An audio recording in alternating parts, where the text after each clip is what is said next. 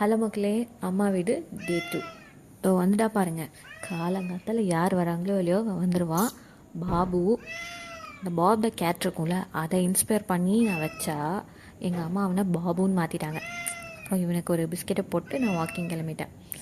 Walking போனால் அங்கே நம்ம பீகாக் பையன் அவன் ஒய்ஃப்க்கு அழகாக டான்ஸ் ஆடி காட்டிகிட்டு இருந்தான். சூப்பராக இருக்குல்ல. நான் சோலோவாக என் வாக்கிங்கை கண்டினியூ பண்ணேன். அப்புறம் பிரேக்ஃபாஸ்ட் முடிச்சுட்டு நான் களைச்சி போட்ட எல்லாத்தையும் எடுத்து வச்சுட்டு இருந்தேன். ரூம் க்ளீனிங் போச்சு.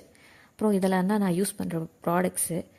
நான் என்னமோ 4 பொருள் தான் யூஸ் பண்ணுவேன், ஆனால் எங்கே போனாலும் அதையும் தூக்கிட்டே சுற்றுவேன். எல்லாத்தையும் எடுத்து வச்சுட்டு ஒரு முக்கியமான வேலைக்கு கிளம்பியாச்சு. அதுதான் நம்ம மீல் பிளானிங். டயட் இருக்கணும்ல.